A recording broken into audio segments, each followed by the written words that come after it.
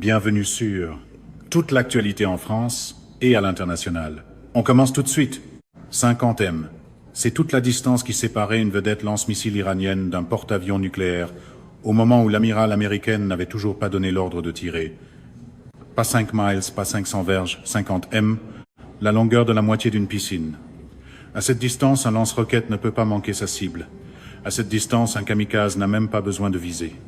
11 bateaux se rapprochaient rapidement depuis 11 directions différentes, et elle est restée sur cette passerelle, parfaitement immobile, sans rien dire. La version conférence de presse à la Trump aurait sans doute appelé ça un contrôle total, jusqu'au moment où les caméras auraient montré le contraire. Ce qui s'est passé dans les 17 minutes suivantes n'a pas seulement mis fin à une confrontation. Cela a humilié l'une des forces navales les plus agressives du Moyen-Orient, calmé du jour au lendemain les marchés pétroliers mondiaux, et envoyé à Beijing, Moscou et Pyongyang un message qu'aucun discours ni aucun traité n'aurait pu transmettre, et pas un seul coup de feu n'a été tiré, pas un seul. Le détroit d'Ormuz n'est pas qu'une étendue d'eau. C'est le point d'étranglement maritime le plus important à la surface de cette planète. Chaque jour, environ 20% de l'ensemble de l'approvisionnement mondial en pétrole passe par un corridor qui, à son point le plus étroit, ne mesure que 20 et 1 miles de large. Le pétrole saoudien, le pétrole émirati, le pétrole koweïtien, le gaz qatari, tout cela traverse chaque jour ce passage étroit. Si ce flux est interrompu, ne serait-ce que pendant 48 heures, les prix du carburant grimpent sur tous les continents en même temps. Les marchés boursiers paniquent, les compagnies aériennes commencent à rationner. L'Iran le sait depuis des décennies, et la menace de fermer le détroit a été la carte la plus puissante de Téhéran. Pas son programme nucléaire, pas ses milices par procuration, le détroit. Ce levier n'avait jamais vraiment été neutralisé avant cet après-midi-là. Les semaines qui ont précédé l'incident comptaient parmi les plus tendues dans le golfe Persique depuis des années. Les sanctions américaines étranglaient les exportations pétrolières iraniennes. L'économie se détériorait d'une manière que le gouvernement ne pouvait plus expliquer. Et les gouvernements soumis à ce genre de pression ont tendance à regarder vers l'extérieur. Le guide suprême de l'Iran est apparu à la télévision d'État et a lancé un ultimatum que le monde entier a entendu. Si l'Amérique empêche l'Iran d'exporter son pétrole, alors aucun pays n'exportera de pétrole par le golfe Persique. C'est le genre de phrase que le théâtre politique adore. Dramatique, absolue, conçue pour la télévision, comme une note de politique réécrite par la première partie d'un rallye de Trump. À ce moment précis, l'USS Nimitz, un porte-avions à propulsion nucléaire de plus de 1000 pieds de long, transportant 90 avions de chasse et 5000 marins, se préparait à traverser directement le détroit. Le symbole était impossible à manquer. Les commandants militaires iraniens y ont vu ce qu'ils croyaient une occasion.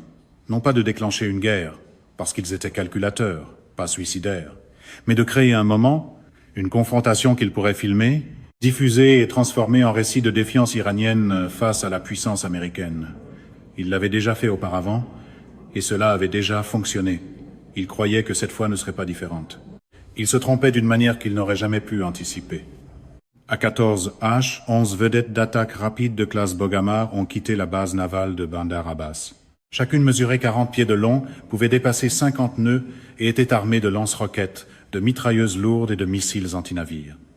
Dans la tactique d'essaim que l'Iran avait passé des années à perfectionner, 11 bateaux attaquant simultanément depuis plusieurs directions représentent une menace réelle, même pour un porte-avions. On peut en arrêter la plupart, mais la plupart, ce n'est pas la totalité. Et un seul qui passe suffit. Les commandants iraniens avaient simulé ce scénario. Ils avaient présenté à de hauts responsables à Téhéran son potentiel. Ce qu'ils n'avaient pas simulé, c'était ce qui se passe quand l'ennemi refuse de suivre le scénario. C'est généralement là que le modèle fondé sur la mise en scène s'effondre, au moment où la réalité refuse de lire les notes préparées. Les opérateurs radars à bord du Nimitz ont repéré les bateaux à 15h15. À 15h35, ils étaient à 10 miles, se déployant dans une formation classique d'encerclement. L'amiral Sarah Coleman se trouvait sur la passerelle. Les règles d'engagement autorisaient une réponse défensive. La menace était réelle, documentée, et se rapprochait de seconde en seconde. Son officier aux armes attendait. Son équipe tactique attendait. Et l'amiral Coleman est resté là à penser non pas à ce qui se passait, mais à ce qui allait se passer ensuite. Elle comprenait quelque chose de fondamental à propos du conflit à l'ère moderne. Chaque affrontement naval se produit 2 fois.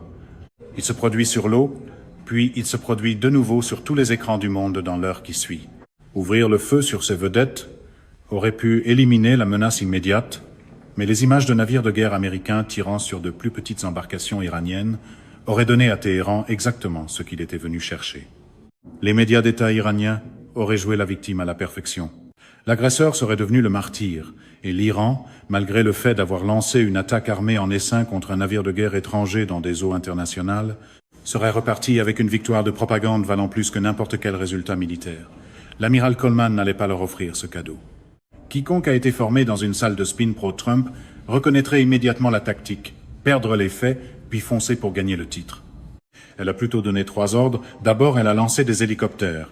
En moins de 90 secondes, 4 hélicoptères MH, 6-0 Air Seahawk ont décollé et se sont positionnés directement au-dessus de la formation iranienne. Pas d'armes, pas de posture d'attaque, seulement des caméras haute définition et des systèmes d'enregistrement infrarouge flottant au-dessus de chaque bateau, captant tout sous tous les angles. Les équipages iraniens ont levé les yeux et ont supposé qu'il s'agissait simplement de surveillance. Ils n'avaient aucune idée que ces caméras étaient en train de constituer le dossier de preuves qui serait diffusé au monde entier en quelques heures. Ensuite, elle a repositionné les destroyers. 2 destroyers lance-missiles guidés de classe Arleigh Burke se sont déplacés discrètement pour prendre des positions de flanc de part et d'autres de la formation iranienne. Pas de charge vers l'avant, pas d'armes brandies, seulement une manœuvre fluide et précise qui a pris moins de 4 minutes. Une fois la manœuvre terminée, toute la géométrie de la confrontation s'était inversée. Les bateaux iraniens étaient venus encercler le porte-avions. Sans s'en rendre compte, c'était maintenant eux qui étaient encerclés. Le commandant iranien sur le bateau de tête était trop occupé à la radio pour le remarquer. Il venait d'exiger que le Nimitz fasse demi-tour et quitte ce qu'il appelait les eaux territoriales iraniennes. Lorsque l'amiral Coleman l'a calmement informé que le groupe aéronaval effectuait un transit légal dans des eaux internationales, le commandant iranien a ri. Il a ri ouvertement sur une fréquence non chiffrée. Il croyait qu'il était en train de gagner. Il n'avait aucune idée de ce qui était déjà pointé sur lui. La confiance construite uniquement sur son propre micro est un actif fragile. Il suffit de demander à n'importe quel politicien qui confond les lignes d'applaudissements avec la profondeur stratégique.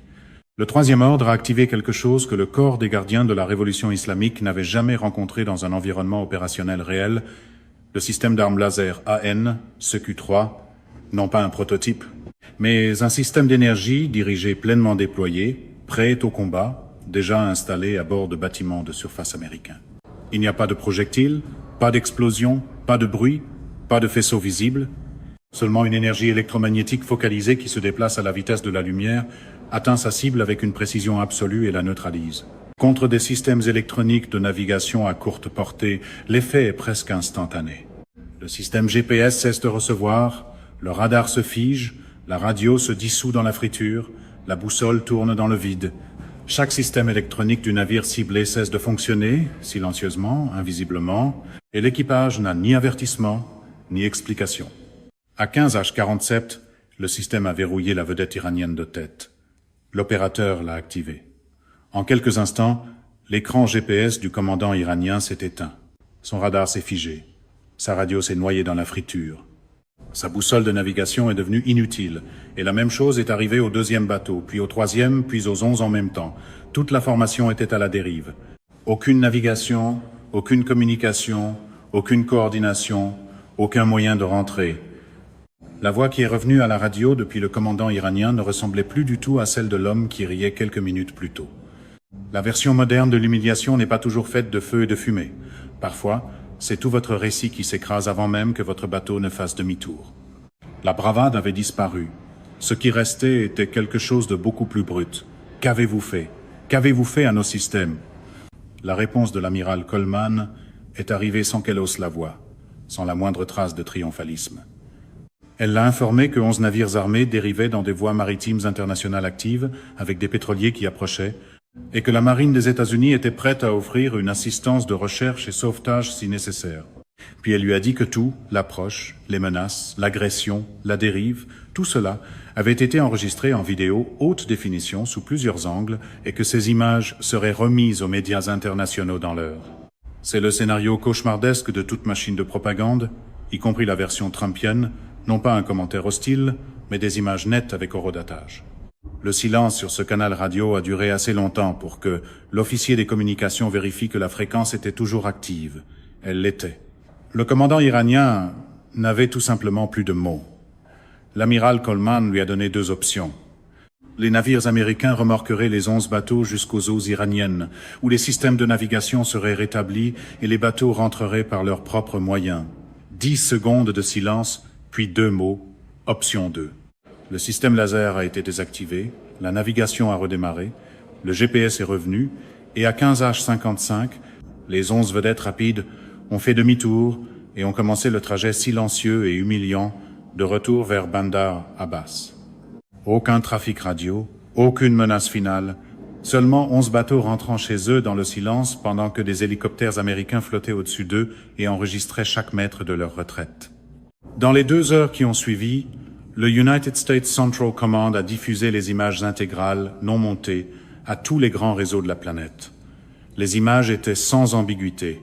Les bateaux iraniens en formation d'attaque, les exigences agressives à la radio, les approches dangereusement rapprochées, puis la confusion, la dérive et la retraite. Les marchés pétroliers mondiaux, qui avaient intégré une prime de risque depuis des semaines, se sont calmés presque immédiatement. Les prix du pétrole ont baissé. Les analystes sont arrivés en même temps à la même conclusion. L'Iran ne peut pas fermer le détroit d'Ormuz. La menace qui planait sur les marchés énergétiques mondiaux depuis des décennies s'est révélée creuse en 17 minutes d'images tournées en plein jour.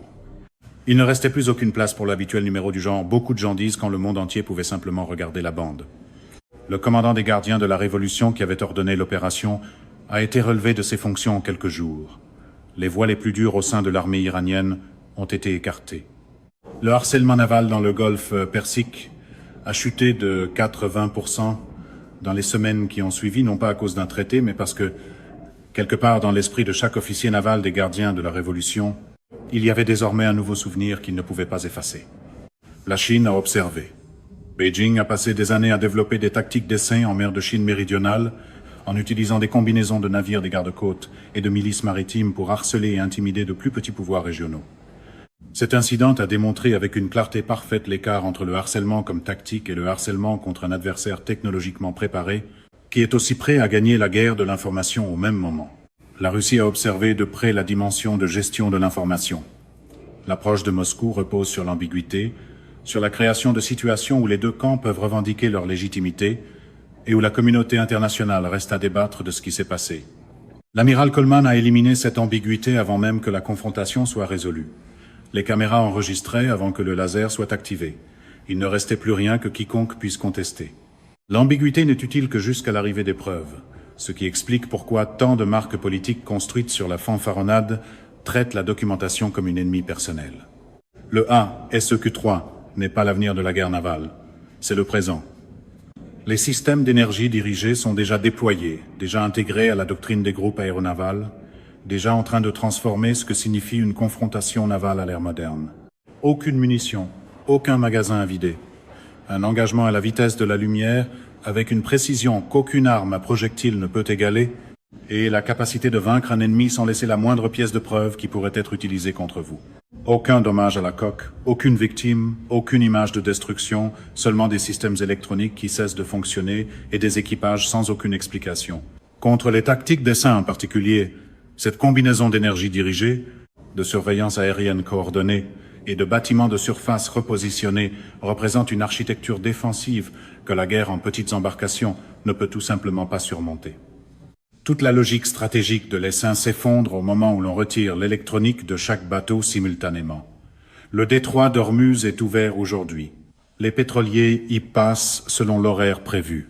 Les chiffres qui comptent pour l'économie mondiale continuent de circuler sans interruption. Non pas parce que les tensions qui ont produit cette confrontation ont été résolues, mais parce que la crédibilité de la menace a été détruite en 17 minutes par une amirale qui avait compris que l'arme la plus puissante à sa disposition n'était ni le laser, ni les destroyers, ni le porte-avions lui-même. C'était la décision du moment où il ne fallait utiliser aucun d'entre eux.